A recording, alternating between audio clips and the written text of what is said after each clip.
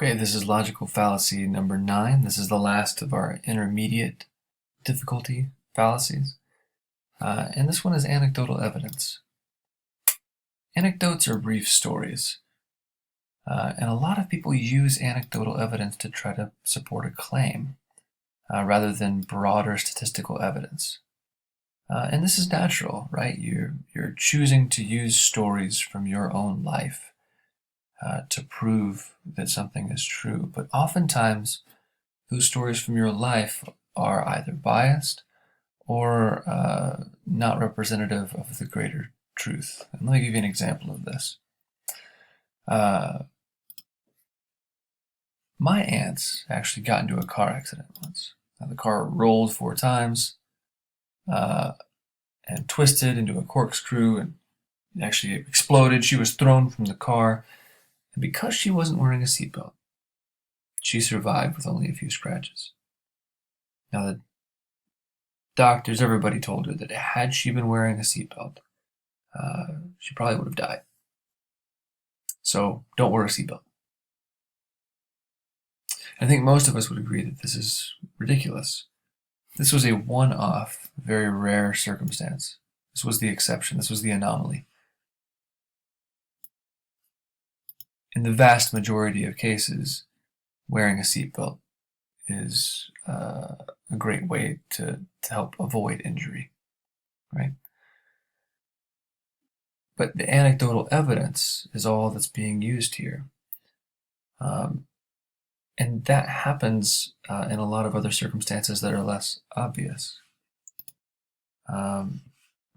Just to clarify, a single story is not enough evidence to overturn overwhelming statistical evidence. I hear this one a lot. Welfare programs help a lot of people, I think. Well, I don't think so. My mom's friend has been on welfare for years. She could easily go out and get a job, but she doesn't. People on welfare are moochers. And in various forms. My mom's friend, this guy I know, my uncle, whatever. This one person is mooching. So that gives me a right to make a claim about everybody. And the reason this one is an intermediate is because anecdotal evidence is an intermediate difficulty is because it's sometimes combined with a generalization. And this is a generalization also, right? Because one person was, everybody is. But this is also an anecdote. This is a specific story that you're using about somebody that you know to prove a point. Yeah, it's a hasty generalization. On top of that, you have the burden to prove that all of people who receive government benefits, all 4.8 million people on food stamps, for example, are capable of getting by on their own. Okay. This one's a little more personal. Yesterday, I was told by a person online that I should go back to Mexico now that Trump has won the presidency. Trump is sparking racism in the country.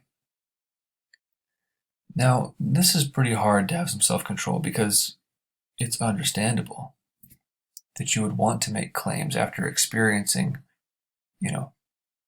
racism personally. But if you make the claim that it's sparking racism with just you having been a victim, you're not nearly as likely to persuade somebody as you would be if you said that you and 5,000 other people have experienced the same thing, right? If you make that pool bigger, that adds weight to your argument. Anecdotal evidence, this is just one story. This could totally be an exception. And your argument's going to be fortified by other examples if you can find them. This is not sufficient enough evidence to prove that, societally, it's sparking racism. Okay. All right. That was the last of the intermediate ones. So to summarize, we went through post hoc, ergo propter hoc, false dichotomy, red herring and anecdotal evidence. We have already gone through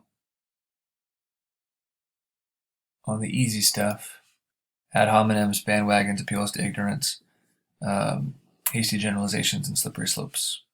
We will move on now in the next videos to what I would consider the more difficult ones: non sequiturs, straw man, circular reasoning, and equivocation.